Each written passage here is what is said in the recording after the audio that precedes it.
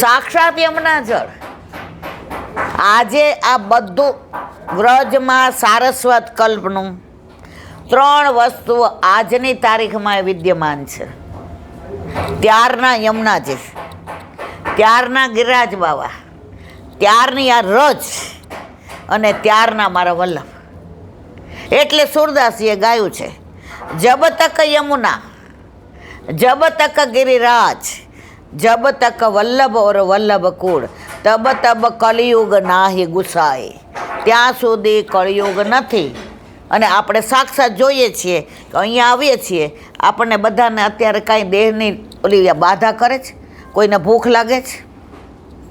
કોઈને તરસ લાગે છે? એનું કારણ આ વ્રજનો પ્રતાપ છે. હવે અહીંથી આપણે નીકળ્યા તો બાજુમાં દામોદરદાસજી હરસાની એને પેલું બ્રહ્મ સંબંધ આપ્યું, એના બેઠકજી છે. ત્યાં વલ્લભ ગુસાઈજી, પાછળ ગિરિરાજ બાવા ને યમુનાજી બિરાજે છે. એને દંડવત કરી આજ્ઞા લઈ અને બહાર નીકળ્યા. બહાર સામે બટવાના બેઠકજી છે, ત્યાં વલ્લભ બિરાજતા હતા નહીં. અહીંયા વલ્લભ બિરાજતા હતા નહીં. શ્રીજી બાવા બિરાજતા હતા નહીં. શ્રીજી બાવા છે, વલ્લભ બિરાજે છે. એટલે મને ને તમને આટલો રસ પડે છે. નહીંતર આ કળયુગમાં, મોબાઈલ યુગમાં, ટીવીના યુગમાં બધાને મજા ક્યાં આવે છે ખબર છે? મોબાઈલમાં. એ બધું છોડીને અહીંયા બેઠા. એનું કારણ આ સાક્ષાત આનો પ્રભાવ છે મારા વાલા. તો બટવાની બેઠક, તો ત્યાં વલ્લભ ને ગુસાઈજીના બેઠકજી છે, નવનીત પ્રિયાજીના બેઠકજી છે, બાર ગિરિરાજ બાવા છે. હવે એ બેઠકજીનું એટલું મહાત્મ્ય છે જે હું બહુ વર્ણન નહીં કરું, પણ 2-3 વાક્યમાં કહીશ.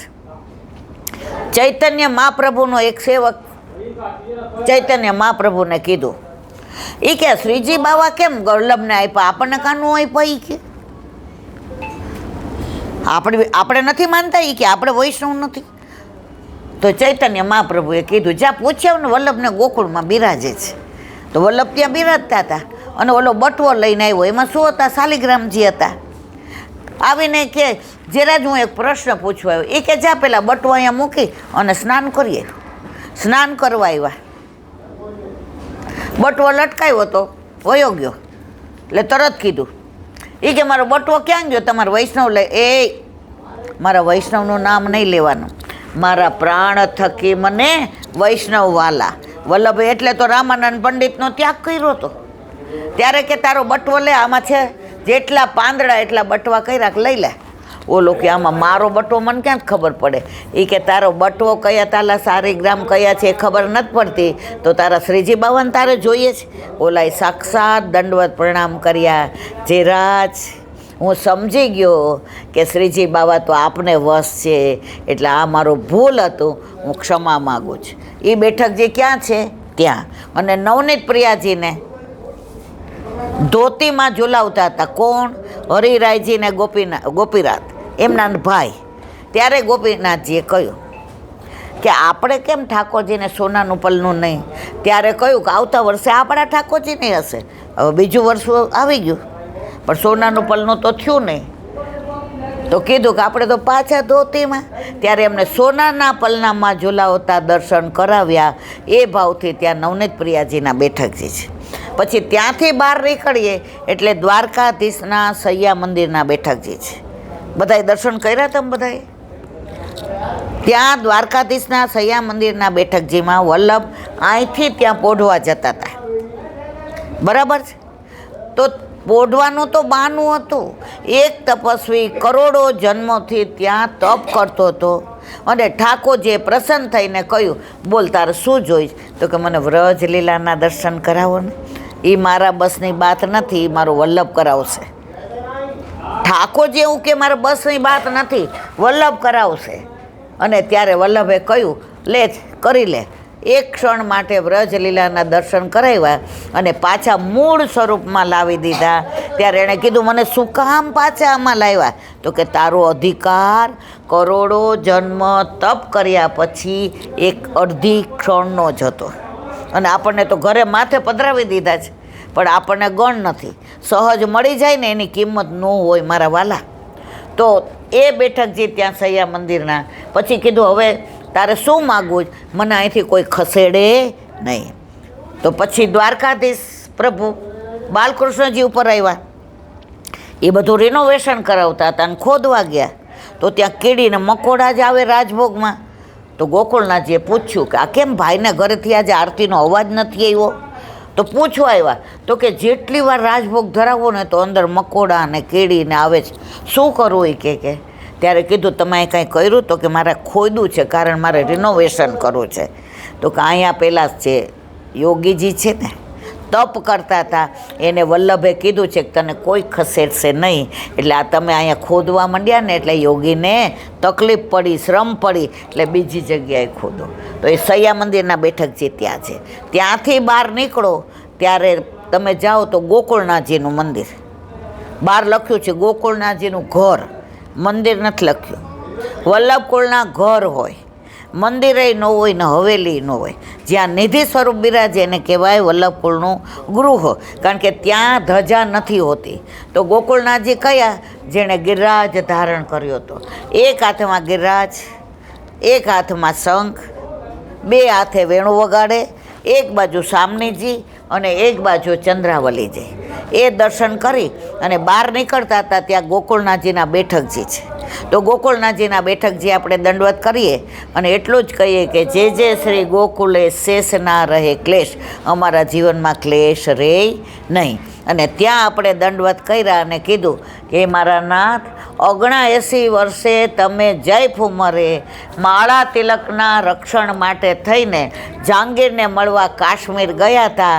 તો અમે ક્યારેય માલા તિલક ભૂલશું નહીં અને અમારા ગળામાંથી ક્યારેય અમે કંઠી કાઢશું નહીં. અત્યારે ઘણાને કંઠી વાગતી હોય, કંઠીની એલર્જી હોય, કંઠી ગમતી ન હોય. મારા વાલા, જો બ્રહ્મ સંબંધ લીધું છે તો કંઠી વિના ક્યારેય રહેવાય નહીં. ત્યાંથી ને આવ્યા આપણે રાજા ઠાકુરના મંદિરમાં. આ ખાલી ચોકની જ છે. આખી ગોકુળની કરવી હોય ને તો સવાર સુધી હાલે. એટલે આપણી પાસે ટાઈમનો અભાવ છે, એટલે આપણે ખાલી હવે 2-5 મિનિટ કરી અને સત્સંગને વિરામ આપશું. પણ આટલા ચોકની કરી લઈએ. અમારા ગુરુદેવ એવું કહેતા હતા કે ચોકની રોજ કરવાની માનસી. એટલે વલ્લભભાઈ આવે, યમુનાજી આવે, શ્રીજી બાબા આવે, વિઠ્ઠલનાથજી આવે અને આપણે બધા આનંદ કરીએ. તો હવે પછી આવ્યા રાજા ઠાકોરના મંદિરમાં. તો રાજા ઠાકોરના મંદિરમાં તમે જેવા આવ્યા, દર્શનને વાર હોય તો આપણે ત્યાં ડાબી બાજુ ગિરિરાજ બાવા બિરાજે છે, જેને ગુસાઈજી રોજ દૂધનો અભિષેક કરતા હતા. અને પાછળ વાસુદેવ છકડાની ઘંટી છે. કર્યા છે દર્શન બધાએ? ના કર્યા હો તો હવે કરજો. પછી બાજુમાં બધો સામાન ભર્યો, ત્યાં નંદદાસજી જે ઓલી બાઈની પાછળ પડ્યા હતા, એની આંખ આમું જોતા હતા.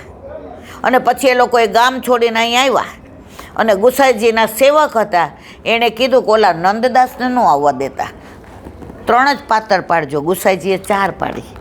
અને પછી કહ્યું નાવ લઈને જાઓ અને પૂછો કે સામે કાંઠે નંદદાસ કોણ છે. અને નંદદાસજી આવ્યા અને આવીને જોયું ઓલી બાઈ બાજુમાં બેઠી હતી, પણ નજરે ન મિલાવી. ગુસાઈજીના સામે દર્શન કર્યા. ધોતી ને બંડી ને બાજુબંધ ને બેરખા ને પહોંચી ને અણવટ ને વીછ્યા ને લર ને તોરા ને આહા કંઠી ને તિલક ને ગુસાઈજીના દર્શન કરતા. નંદદાસજીને સાક્ષાત પૂર્ણ પુરુષોત્તમના દર્શન થયા અને પાતર પીરસી હતી. ગુસાઈજીએ કહ્યું, નંદદાસ પ્રસાદ લો. હાથમાં આમ કોર લીધો.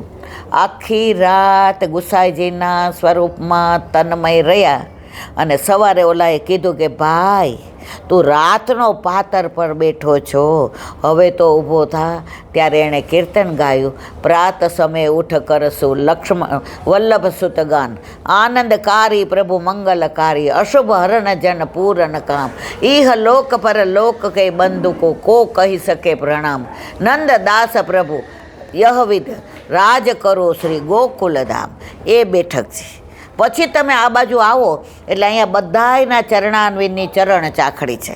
વલ્લભને, ગુસાઈજીને, બાળકોને બધાને એને દંડવત કરીએ. ત્યાં દર્શન ખુલ્લા હોય તો આ બાજુ બાલકૃષ્ણજી છે અને આ બાજુ નવનીત પ્રિયાજી છે. ન કર્યા હોય હવે કરજો, જાણીએ પછી કરવાનો વધુ આનંદ આવે. તો બાલકૃષ્ણજી કોના છે? મીહા ઢીમરના. મીહા ઢીવર કોણ? જે બહુલાવનમાં યવન હતો હાકીમ, બરાબર. એણે જે પૂજા બંધ કરાવી હતી બહુલા ગાયની, અને પછી કીધું કે હું પૂજા તો જ કરવા દઉં જો આ ગાય ઘાસ ખાય. હવે મૂર્તિ થોડી ઘાસ ખાય, તો બધાએ પછી પાણી છોડી દીધું કે અમે અમારી ગાયની આ મૂર્તિની પૂજા કર્યા સિવાય નહીં લઈએ. વલ્લભને સમાચાર મળ્યા, વલ્લભ પધાર્યા અને કીધું કેમ શું તકલીફ છે બધાને? તો કે આ યવન અમને બહુલા ગાયની મૂર્તિની પૂજા કરવા દેતા નથી. શું શરત છે? એ કહે છે ઘાસ ખાય તો કર. અરે વલ્લભ કે એમાં શું વાત, લાવો ઘાસ. આટલું બધું ઘાસ લાવ્યા. વલ્લભે મુખારી પાસે ન મૂક્યું, પૂંછ પાસે મૂક્યું. ગાય આમ ફરી અને ઘાસ ખાધું.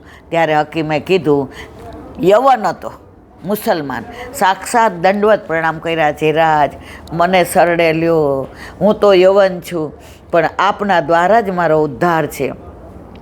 ત્યારે વલ્લભે કહ્યું, આ જન્મમાં તારો અધિકાર વૈષ્ણવનો નથી, તું તારા બધા દોષ ખતમ કરી લે, મારો દીકરો તારો અંગીકાર કરશે. એ પછી મીહા ઢીમર બન્યા અને ગોકુળમાં યમુનાજીમાં માછલા લઈ અને ઝાડ નાખે. ગુસાઈજી પધાર્યા અને કોને કીધું? નાગજી ભટ્ટને. નાગ્યા રૂપિયો ના આપે, એને કે માછલી મારે નહીં. અને ઓલાએ રૂપિયો સાચવીને રાખ્યો. અને ગુસાઈજી આમ પધારતા હતા, દર્શન કર્યા. એ કે બસ આજ મારા ભગવાન, આજ મારો કૃષ્ણ, આજ મારો ગોકુળનો કાનુડો. અને પછી એણે નાગજી ભટ્ટને પૂછ્યું, આ ભગવાન અમને તમારી જેવી કંઠી આપે?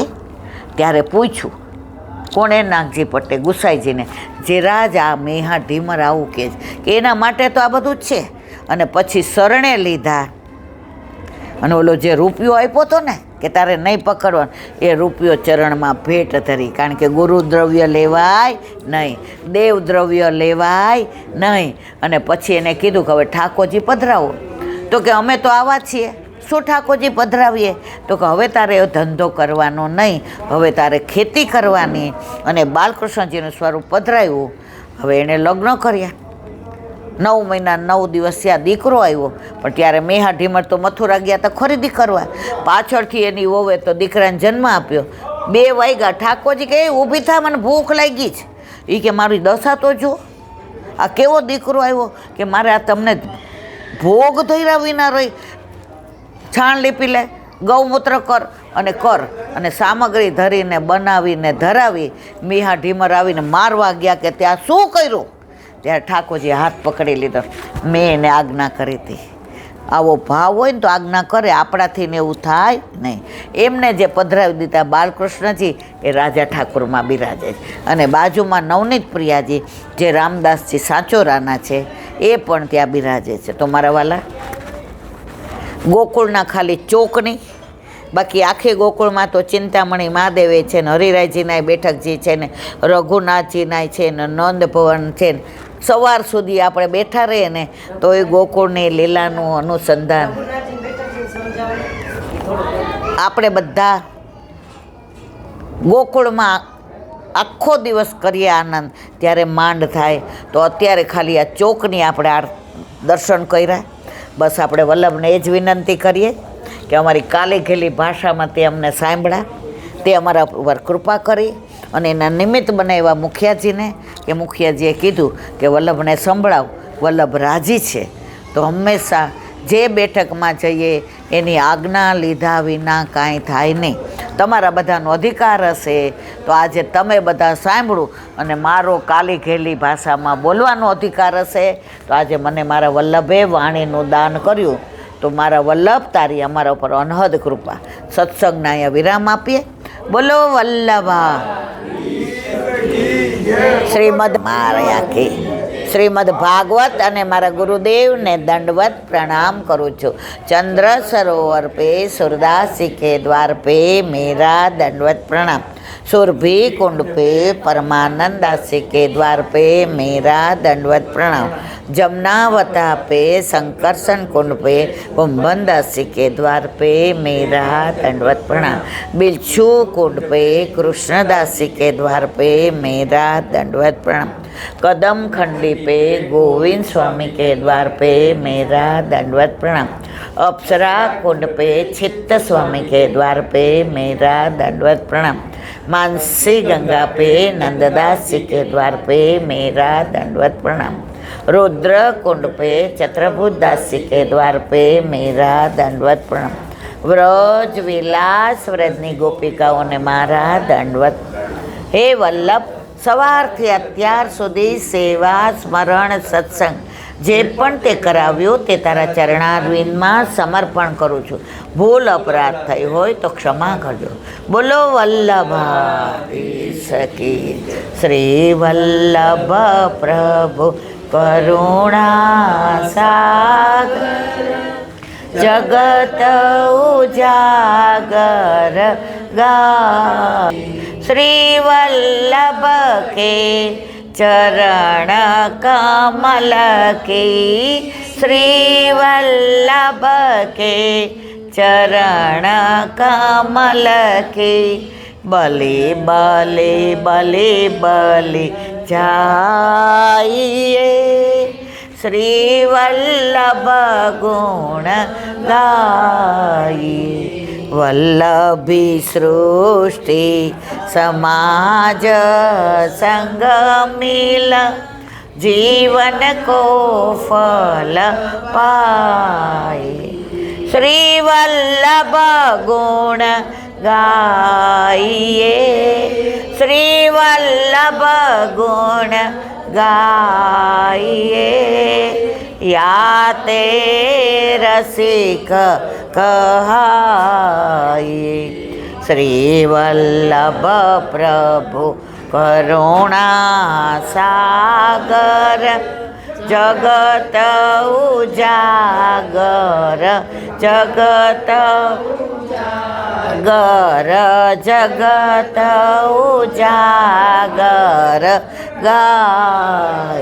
श्री वल्लभाधीश।